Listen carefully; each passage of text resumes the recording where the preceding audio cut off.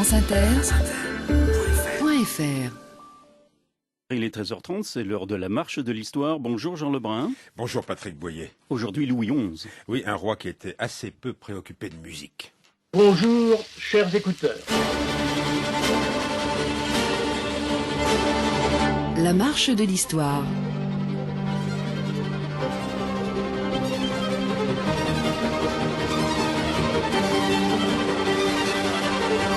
Jean Lebrun.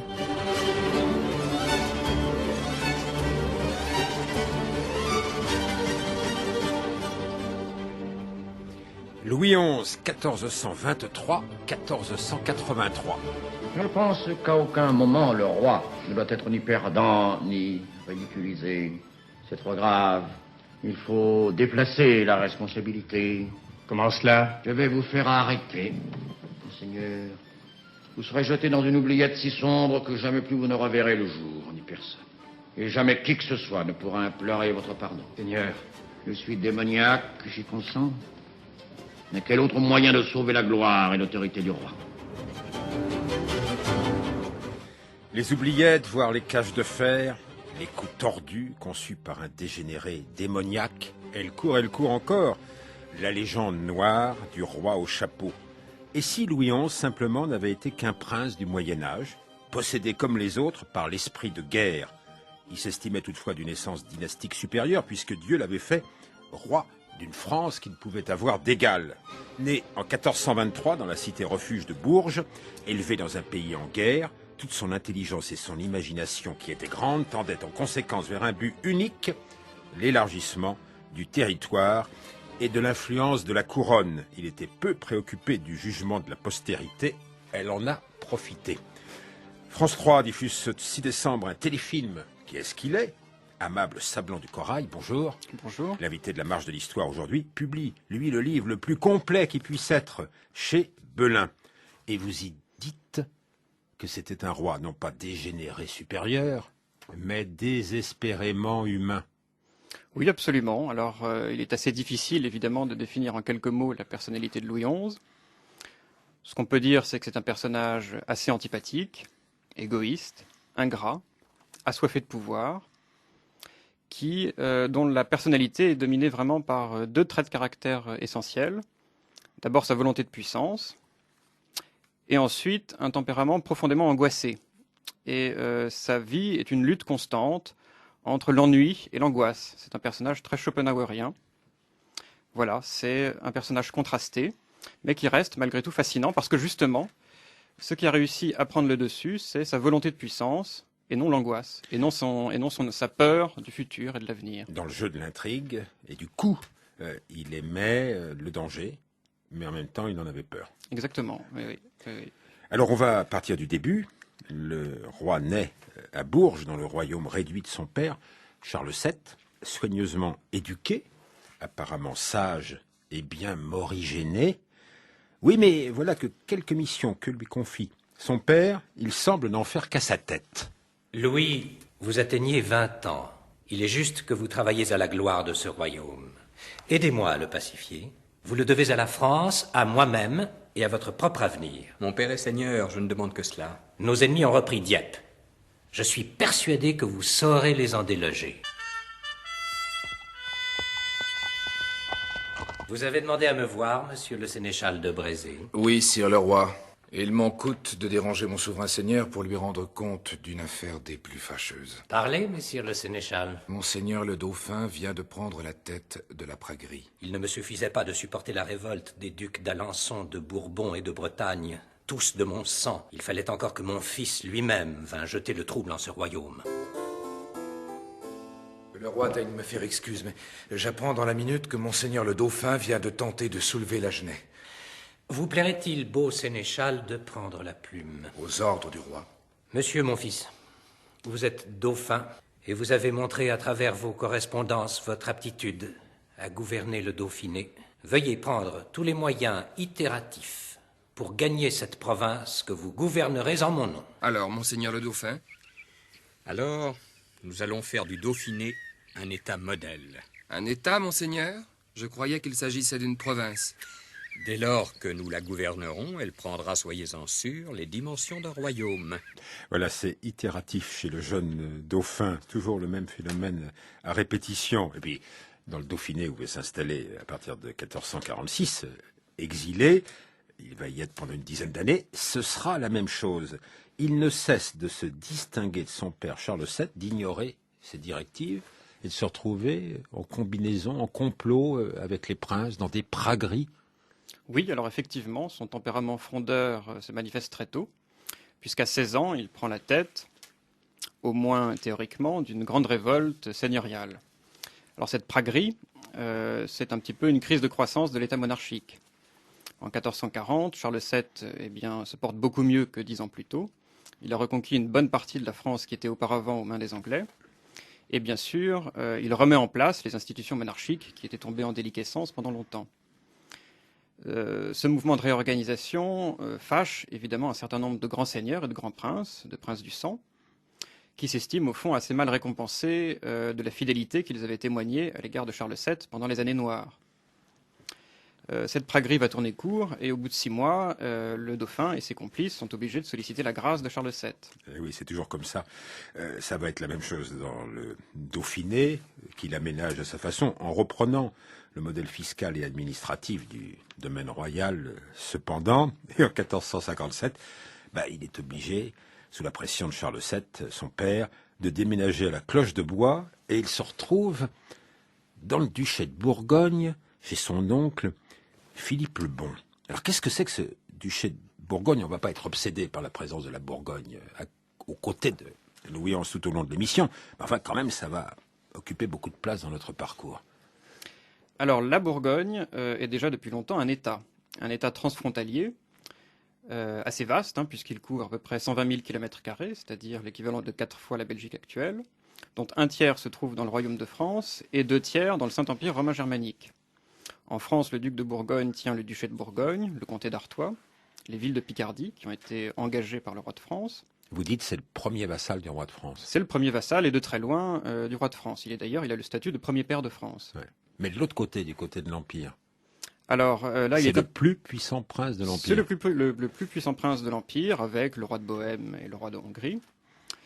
C'est aussi le plus menaçant pour l'empereur, Frédéric III de Habsbourg, dans la mesure où les Bourguignons sont quand même assez proches des territoires héréditaires des Habsbourg. Et notamment, il y a une zone de tension qui se crée autour de la Suisse et en Alsace.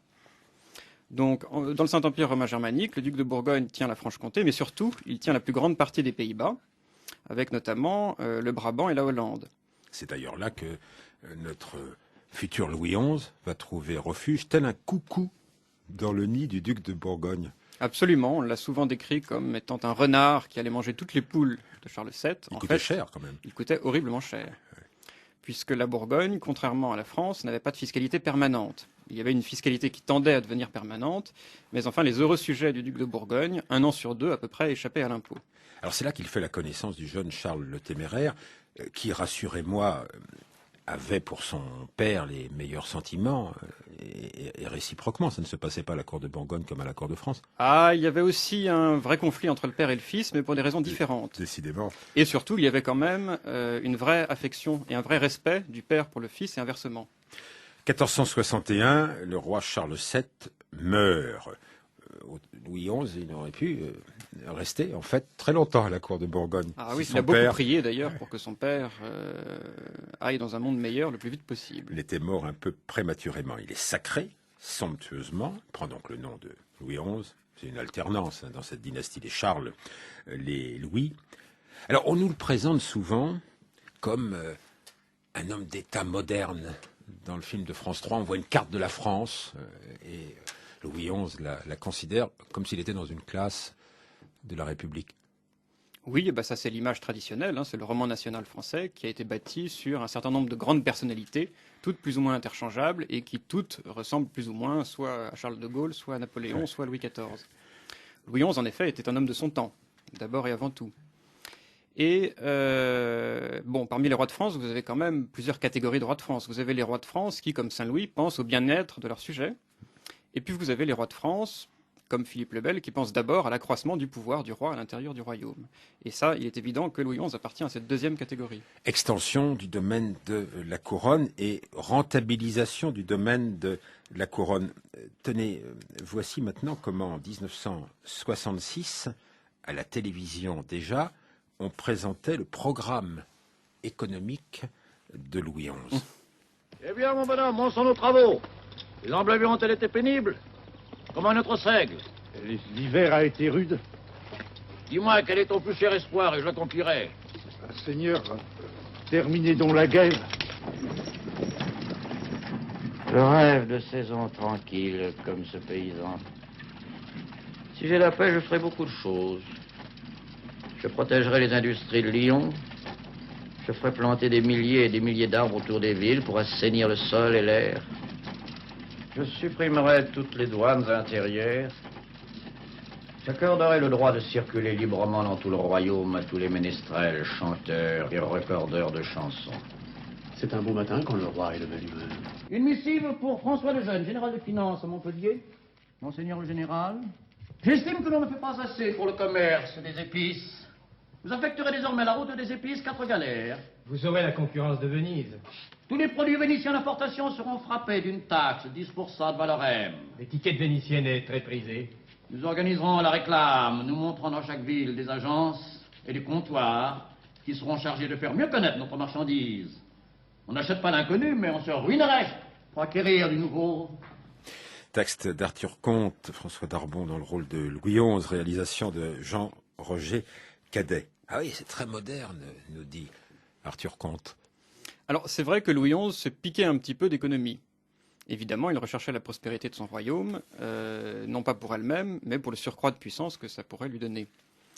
Simplement, évidemment, il faut beaucoup en rabattre sur les réalisations effectives de Louis XI. Il est censé avoir créé une industrie de la soierie à Lyon et puis à Tours.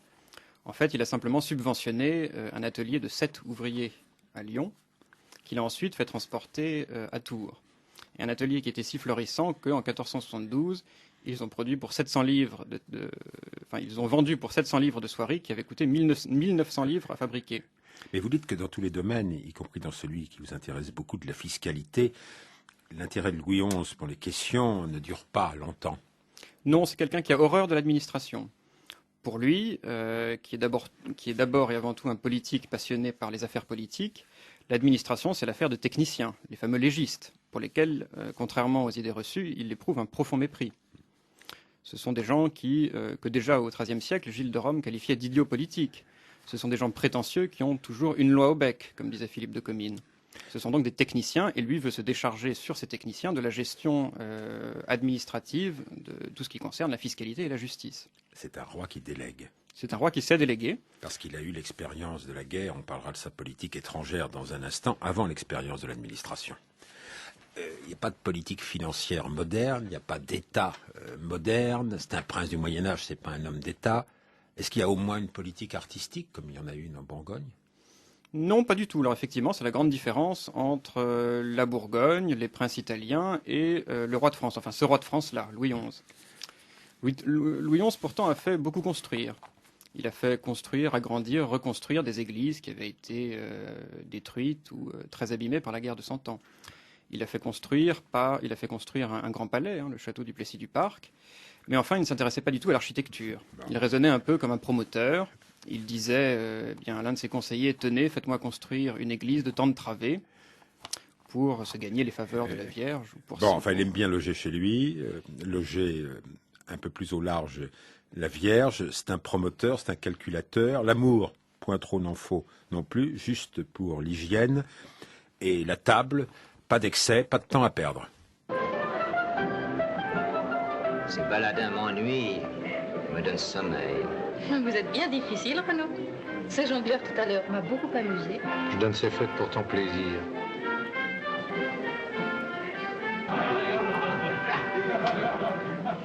Je crois que ma fille aimerait maintenant entendre de ces choses aimables qui vont au cœur, de ces belles histoires d'amour, propres à faire rêver les âmes simples. N'y a-t-il pas ici quelqu'un qui puisse chanter? À vous servir, mon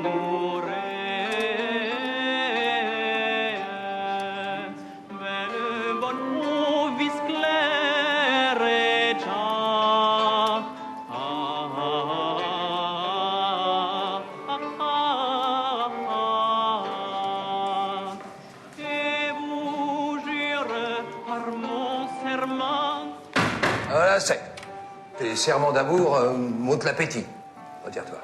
La marche de l'histoire. Jean Lebrun sur France Inter. Louis XI, aujourd'hui, avec Amable Salon Blanc du Corail, un livre chez Belin, sous votre signature, produit de 15 ans de travail, un film sur France 3 ce 6 décembre, ça s'ajoute à une longue filmographie, à une grande bibliographie. Je sais pourquoi on s'intéresse tellement à Louis XI, ce n'est pas seulement à partir de ses qualités, mais c'est parce qu'il y a des sources nombreuses, accessibles, et la première des sources, celle à laquelle on pense tout de suite, c'est Comines. Bien sûr, qui a été le mémorialiste du règne de Louis XI, et on peut dire que l'image qu'on a de Louis XI dérive en grande partie des mémoires de Comines, en effet. Qui est venu assez tardivement, 1472, au service de Louis XI. Voici un dialogue imaginé entre le chroniqueur et le souverain. Je réclame depuis longtemps un historien. Seriez-vous prêt à remplir cet office? C'est une grande tentation que d'être la plume d'un tel roi. Que pensez-vous d'Édouard IV? Beaucoup diraient un pan, non? C'est plutôt un glouton habile, un renard à belle robe bleue, gourmand de toutes les volailles, mais sachant éventer tous les pièges. Même si vous l'achetez, traitez-le tout le temps avec science et ne le mésestimez jamais. Il n'a pas fait commerce avec vous par intérêt, plus simplement. Il ne croit pas aux alliances avec des imbéciles. Un renard ne s'allie qu'avec des renards. Et Jean de l'Aragon? C'est un tout autre fauve, un loup du Sud. Le loup est le seul fauve qu'on ne voit jamais paresser. Il l'aura, sire, son Espagne, si Dieu lui prête vie. Et René d'Anjou? Rien n'est plus dangereux qu'un domaine partagé. René a un pied en Anjou, un pied en Languedoc et la tête en Catalogne. Je ne serais pas surpris qu'un morceau de ce duché écartelé ne puisse un jour ou l'autre tomber dans votre besace. À Comines, c'est une qualité littéraire supérieure, mais c'est quand même compliqué. Il va falloir que vous nous expliquiez quel est cet échiquier. Alors, on ne va pas parler nécessairement de tous les personnages. René d'Anjou, alors lui, c'est un allié. Il y a des alliés. À l'intérieur du royaume ou à la limite du royaume. C'est-à-dire que vous avez des grands princes qui mènent une politique qui souvent est une politique à dimension européenne. C'est vraiment le cas de René d'Anjou, qui est duc d'Anjou dans le royaume, mais qui est surtout comte de Provence à l'extérieur du royaume à cette époque, qui est aussi duc de Bar. Le duché de Bar est à cheval sur le royaume et l'empire. Et surtout la grande affaire du roi René, c'est de conquérir un royaume, le royaume de Sicile, dont il estime qu'il doit lui revenir, pour des raisons dynastiques très compliquées sur lesquelles il est inutile de s'appesantir. Il y a d'autres alliés à l'intérieur du royaume? Des alliés de poids? C'est-à-dire qu'il y a des princes qui s'allient au gré des circonstances. Vous avez Jean de Bourbon, par exemple, qui a participé à la révolte du bien public contre Louis XI, et puis après qui s'est rallié à Louis XI, et grâce à qui Louis XI a pu reconquérir la Normandie, par exemple. Il y a le duc de Bretagne, dont on le sait, s'il est du côté français ou du côté anglais. Édouard IV, vous avez entendu qu'il était qualifié de pan et de renard. Alors juste une chose pour revenir sur les princes à l'intérieur du royaume, il faut bien distinguer là aussi deux grandes catégories. Vous avez les grands seigneurs, comme en effet le duc de Bourbon, le duc d'Anjou, etc. Et puis vous avez deux constructions politiques qui sont là vraiment dangereuses et qui sont, dont la destruction constitue le principal objectif de Louis XI, qui sont d'une part l'État breton et d'autre part l'État bourguignon. On reviendra aux Bourguignons. Alors les Bretons peuvent pencher du côté anglais. Alors qu'est-ce que c'est que cette Angleterre, sinon l'ennemi quand même le plus radical? Vous parlez d'anglicherie. Oui, ça c'est évidemment la trahison par excellence. Dont s'était rendu coupable le duc d'Alençon, lui-même allié à Louis XI, enfin au dauphin Louis. L'Angleterre, c'est l'ennemi héréditaire depuis très très longtemps, depuis le XIIe siècle quasiment. Et surtout, c'est un royaume avec lequel la France est toujours en guerre. La guerre de 100 ans ne s'est terminée en 1453 que depuis le XVIe ou le XVIIe siècle. À l'époque, personne ne le savait. Aucun traité de paix n'a jamais été signé avec l'Angleterre. De temps en temps, il y a des trêves, plus ou moins longues, mais pendant tout le règne de Louis XI, la France est en état de guerre avec l'Angleterre. C'est une menace permanente et très dangereuse. État de guerre permanent, beaucoup d'ennemis. L'important, au fond, pour Louis XI, dites-vous, ça n'était pas de se concilier ses ennemis, il n'y a pas de traité diplomatique au sens moderne du mot, mais d'éviter qu'ils attaquent tous ensemble. Oui, absolument. Oui, Louis XI, c'est une forteresse assiégée. Et qui progressivement va se débarrasser de ses ennemis les uns après les autres. Et alors, et la Bourgogne, il faut qu'on reparle de ce Charles le Téméraire que Louis XI avait connu jeune, quand il était encore dauphin, avant 1561, et qu'il retrouve, par exemple, allez, scène d'anthologie, nous sommes en 1468 à Péronne, dans le domaine de Charles le Téméraire. Tout semble bien aller entre les deux hommes. Je suis aise de vous voir, mon cousin. Et moi, mon bon sire. Je me suis réjoui que vous ayez de si belles noces. Il m'a été rapporté que jamais nul ne vit si éclatante festivité dans tout l'éclat d'une union qui place dans l'amour deux des plus puissantes maisons du monde. Je ne pense plus aujourd'hui qu'au bonheur de vous revoir. Et moi, mon bon cousin. Je vous imagine conquérant tour à tour les provinces suisses, les Allemagnes, le Danemark, la Pologne, le grand-duc de l'Occident, couronné empereur du Saint-Empire germanique à Mayence. Quel plus superbe rêve. Cousin. Empereur, premier protecteur de la chrétienté, car il ne sera pas dit que votre siècle aura toléré les Turcs à Sainte-Sophie. C'est de cela qu'il nous faudra discuter. Et quelle aide vous pourrez nous donner? Ah, sire, quelle ivresse que de vivre de notre temps. Tout est grand, tout est noble. Je vais retenir Comines quelques instants et nous préparerons ensemble les accords nécessaires. C'est cela, cousin. Quant à moi, je vais régler le tournoi qui sera donné en votre honneur. Réveillez tout Picard, Picard et Bourguignon, et trouvez la manière d'avoir de bons bâtons. Car d'ici le printemps et aussi la saison, pour aller à la guerre, donnez-les Orillons.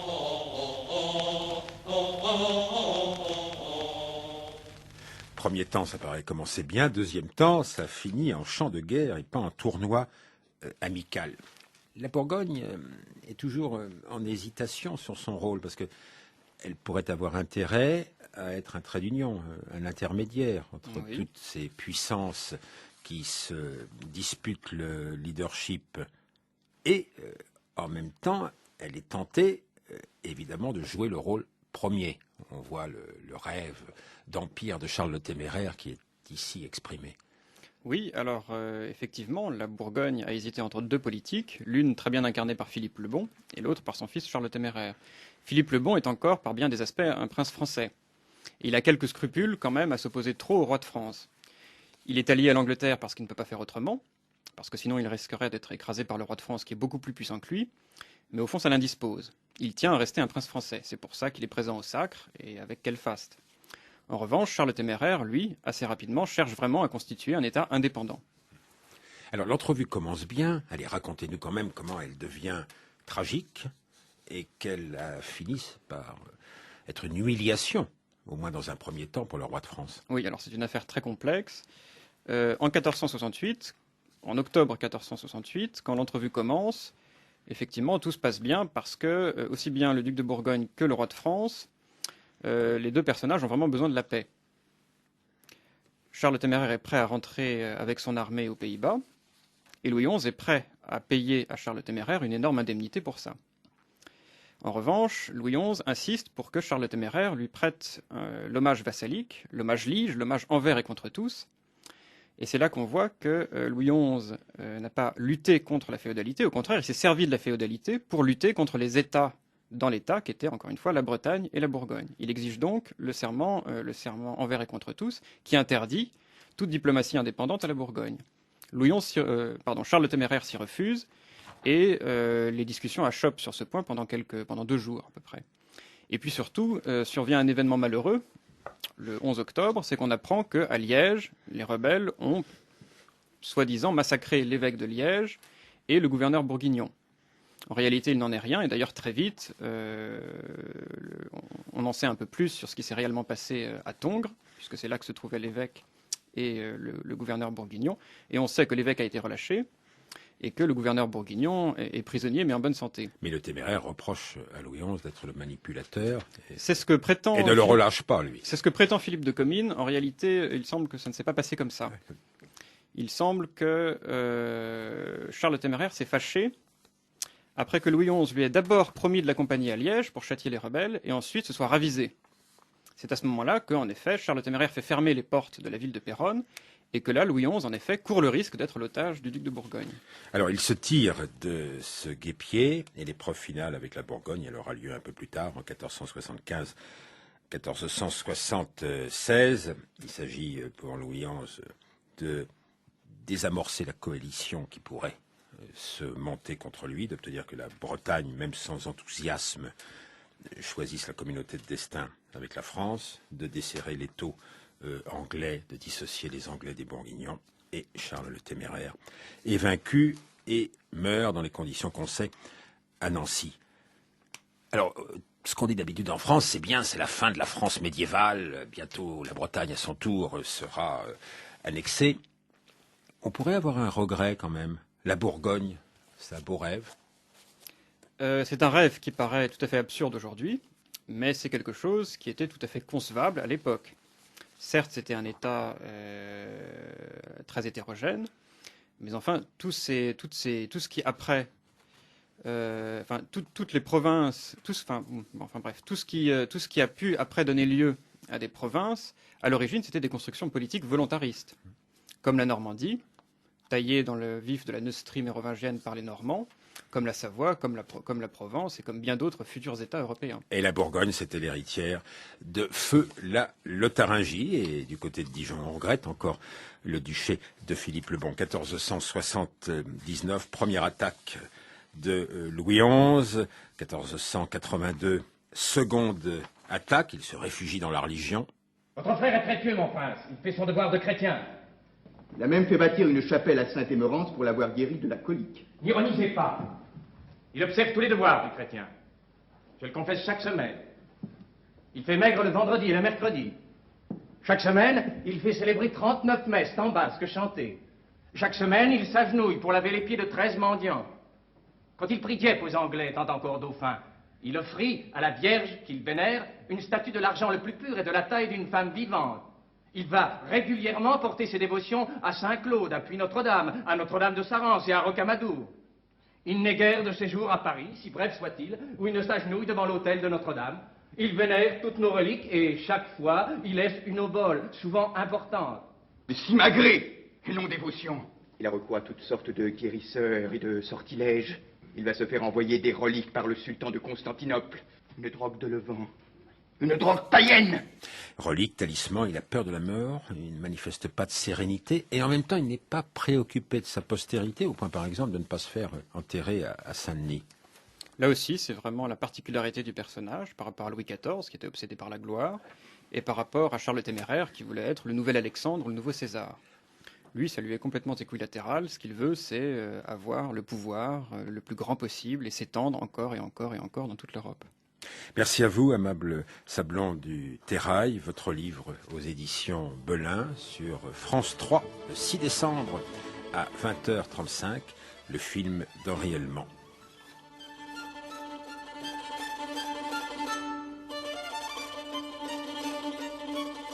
La réalisation Jacques Sigal, à la technique Yann Bouillot, Gilles Gaillard et Élodie Royer, la préparation Meryl Moneghetti, Frédéric Martin et Franck Olivard. Le rendez-vous demain de la marche de l'histoire, les pompiers à la veille de la Sainte-Barbe.